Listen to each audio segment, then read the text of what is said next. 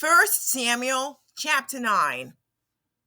Now there was a man of Benjamin whose name was Kish, the son of Abiel, the son of Zeror, the son of Becherath, the son of Aphiah, the son of a Benjamite, a mighty man of valor.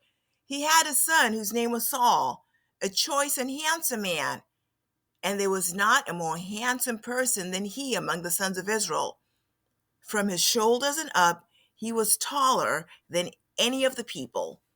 Now the donkeys of Kish, Saul's father, were lost. So Kish said to his son Saul, "Take now with you one of the servants, and arise, go search for the donkeys." He passed through the hill country of Ephraim, and passed through the land of Shalishah, but did not find them. Then they passed through the land of Shalim, but they were not there. Then he passed through the land of the Benjamites, but they did not find them. When they came to the land of Zuph, Saul said to his servant who was with him, "Come, and let us return, or else my father will cease to be concerned about the donkeys, and will become anxious for us." He said to him, "Behold now, there's a man of God in the city, and the man is held in honor. All that he says surely comes true. Now let us go there. Perhaps he can tell us about our journey on which we have set out."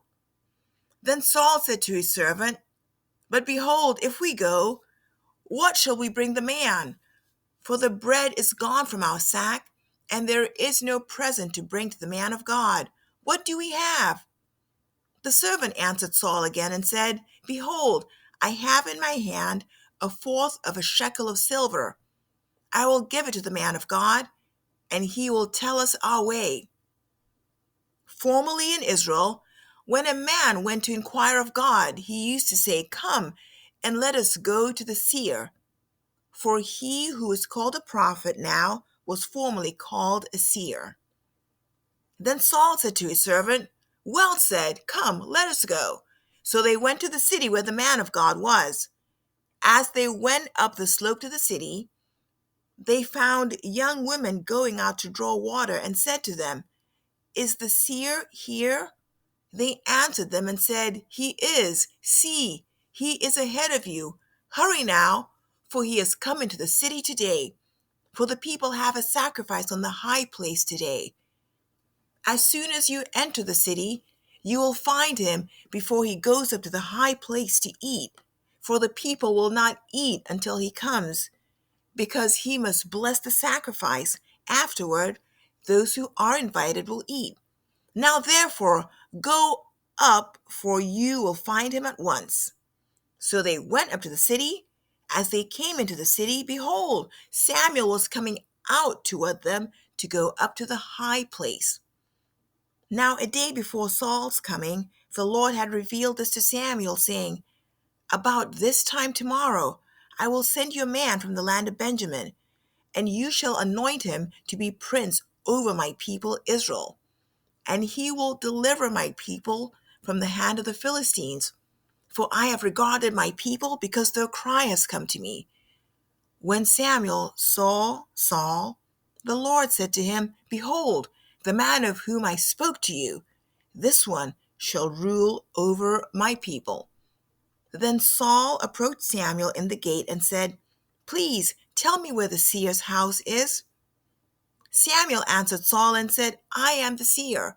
Go up before me to the high place, for you shall eat with me today, and in the morning I will let you go, and will tell you all that is on your mind. As for the donkeys, which were lost 3 days ago, do not set your mind on them, for they have been found. And for whom is all that is desirable in Israel?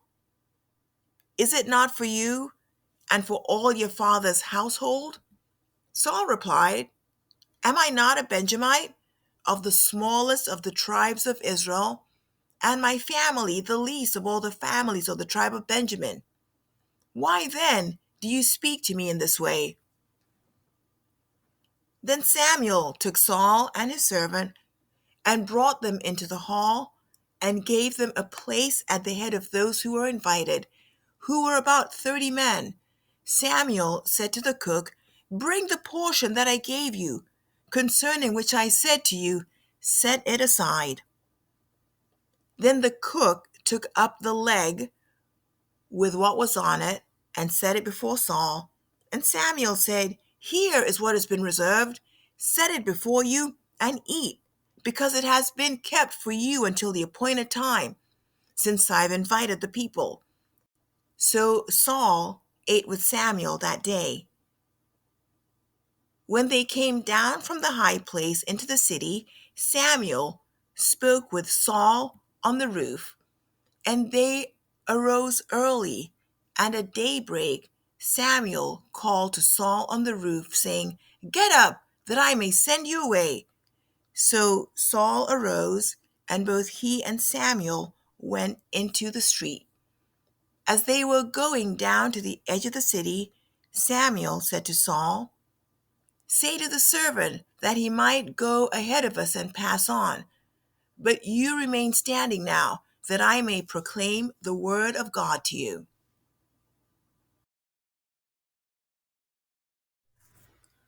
First Samuel chapter 10. Then Samuel took the flask of oil, poured it on his head, kissed him, and said, has not the Lord anointed you a ruler over his inheritance? When you go from me today, then you will find 2 men close to Rachel's tomb in the territory of Benjamin at Zelzah, and they will say to you, the donkeys which you went to look for have been found. Now behold, your father has ceased to be concerned about the donkeys and is anxious for you, saying, what shall I do about my son? Then you will go on further from there, and you will come as far as the oak of Tabor. And there 3 men going up to God at Bethel will meet you, one carrying 3 young goats, another carrying 3 loaves of bread, and another carrying a jug of wine. And they will greet you and give you 2 loaves of bread, which you will accept from their hand. And afterward you will come to the hill of God, where the Philistine garrison is. And it shall be as soon as you have come there to the city, that you'll meet a group of prophets coming down from the high place with harp, tambourine, flute, and a lyre before them, and they'll be prophesying. Then the Spirit of the Lord will come upon you mightily, and you shall prophesy with them and be changed into another man. It shall be when these signs come to you, do for yourself what the occasion requires, for God is with you. And you shall go down before me to Gilgal, and behold, I will come down to you to offer burnt sacrifices and sacrifice peace offerings. You will wait 7 days until I come to you and show you what you should do. Then it happened, when he turned his back to leave Samuel, God changed his heart, and all those signs came about on that day. When they came to the hill there, behold, a group of prophets met him, and the Spirit of God came mightily upon him, so that he prophesied among them. It came about, when all who knew him previously saw that he prophesied now with the prophets, that the people said to one another, what has happened to the son of Kish? Is Saul also among the prophets? A man there said, now, who is their father? Therefore it became a proverb, is Saul also among the prophets? When he had finished prophesying, he came to the high place. Now Saul's uncle said to him and his servant, where did you go? And he said, to look for donkeys. When we saw that they could not be found, we went to Samuel. Saul's uncle said, please tell me what Samuel said to you. So Saul said to his uncle, he told us plainly that the donkeys had been found, but he did not tell him about the matter of the kingdom which Samuel had mentioned. Thereafter, Samuel called the people together to the Lord at Mizpah, and he said to the sons of Israel, thus says the Lord, the God of Israel, I brought Israel up from Egypt, and I delivered you from the hand of the Egyptians and from the power of all the kingdoms that were oppressing you. But you have today rejected your God, who delivers you from all your calamities and your distresses. Yet you have said, No, but set a king over us. Now therefore present yourselves before the Lord by your tribes and by your clans. Thus Samuel brought all the tribes of Israel near, and the tribe of Benjamin was taken by lot. Then he brought the tribe of Benjamin near by its families, and the Matrite family was taken. And Saul the son of Kish was taken. But when they looked for him, he could not be found. Therefore they inquired of the Lord, has the man come here yet? So the Lord said, behold, he's hiding himself by the baggage. So they ran and took him from there. And when he stood among the people, he was taller than any of the people from his shoulders upward. Samuel said to all the people, do you see whom the Lord has chosen? Surely there is no one like him among all the people. So all the people shouted and said, long live the king. Then Samuel told the people the ordinances of the kingdom and wrote them in the book and placed it before the Lord. And Samuel sent all the people away, each one to his house. Saul also went to his house at Gibeah, and the valiant men whose hearts God had touched went with him. But certain worthless men said, how can this one deliver us? And they despised him and did not bring him any present, but he kept silent. 1 Samuel chapter 11. Now Nahash the Ammonite came up and besieged Jabesh Gilead, and all the men of Jabesh said to Nahash, make a covenant with us, and we will serve you. But Nahash the Ammonite said to them, I will make it with you on this condition, that I will gouge out the right eye of every one of you. Thus I will make it a reproach on all Israel. The elders of Jabesh said to him, let us alone for 7 days, that we may send messengers throughout the territory of Israel. Then, if there's no one to deliver us, we will come out to you. Then the messengers came to Gibeah of Saul and spoke these words in the hearing of the people. And all the people lifted up their voices and wept. Now behold, Saul was coming from the field behind the oxen, and he said, what is the matter with the people that they weep? So they related to him the words of the men of Jabesh. Then the Spirit of God came upon Saul mightily when he heard these words, and he became very angry. He took a yoke of oxen and cut them in pieces and sent them throughout the territory of Israel by the hand of messengers, saying, whoever does not come out after Saul and after Samuel, so it shall be done to his oxen. Then the dread of the Lord fell on the people, and they came out as one man. He numbered them in Bezek, and the sons of Israel were 300,000, and the men of Judah 30,000. They said to the messengers who had come, thus you shall say to the men of Jabesh Gilead, tomorrow, by the time the sun is hot, you will have deliverance. So the messengers went and told the men of Jabesh, and they were glad. Then the men of Jabesh said, tomorrow we will come out to you, and you may do to us whatever seems good to you. The next morning, Saul put the people in 3 companies, and they came into the midst of the camp at the morning watch and struck down the Ammonites until the heat of the day. Those who survived were scattered, so that no 2 of them were left together. Then the people said to Samuel, who is he that said, shall Saul reign over us? Bring the men, that we may put them to death. But Saul said, not a man shall be put to death this day, for today the Lord has accomplished deliverance in Israel. Then Samuel said to the people, come, let us go to Gilgal and renew the kingdom there. So all the people went to Gilgal, and there they made Saul king before the Lord in Gilgal. There they also offered sacrifices of peace offerings before the Lord. And there Saul and all the men of Israel rejoiced greatly. 1 Samuel chapter 12. Then Samuel said to all Israel, behold, I've listened to your voice in all that you said to me, and I have appointed a king over you. Now, here is the king walking before you, but I am old and gray, and behold, my sons are with you, and I have walked before you from my youth even to this day. Here I am. Bear witness against me before the Lord and his anointed.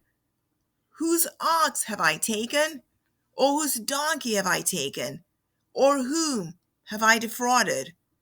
Whom have I oppressed? Or from whose hand have I taken a bribe to blind my eyes with it? I will restore it to you. They said, You've not defrauded us, or oppressed us, or taken anything from any man's hand. He said to them, The Lord is witness against you, and his anointed is witness this day, that you have found nothing in my hand. And they said, He is witness. Then Samuel said to the people, It is the Lord who appointed Moses and Aaron, and who brought your fathers up from the land of Egypt. So now take your stand, that I may plead with you before the Lord concerning all the righteous acts of the Lord which he did for you and your fathers. When Jacob went into Egypt, and your fathers cried out to the Lord, then the Lord sent Moses and Aaron, who brought your fathers out of Egypt, and settled them in this place. But they forgot the Lord their God, so he sold them into the hand of Sisera, captain of the army of Hazor, and into the hand of the Philistines, and into the hand of the king of Moab, and they fought against them. They cried out to the Lord and said, We have sinned, because we have forsaken the Lord, and have served the Baals and the Ashtaroth. But now deliver us from the hands of our enemies, and we will serve you. Then the Lord sent Jerubbaal and Baden and Jephthah and Samuel, and delivered you from the hands of your enemies all around, so that you lived in security. When you saw that Nahash, the king of the sons of Ammon, came against you, you said to me, No, but a king shall reign over us, although the Lord your God was your king. Now therefore, here is the king whom you've chosen, whom you've asked for, and behold, the Lord has set a king over you. If you will fear the Lord and serve him, and listen to his voice, and not rebel against the command of the Lord, then both you and also the king who reigns over you will follow the Lord your God. If you will not listen to the voice of the Lord, but rebel against the command of the Lord, then the hand of the Lord will be against you, as it was against your fathers. Even now, take your stand and see this great thing which the Lord will do before your eyes. Is it not the wheat harvest today?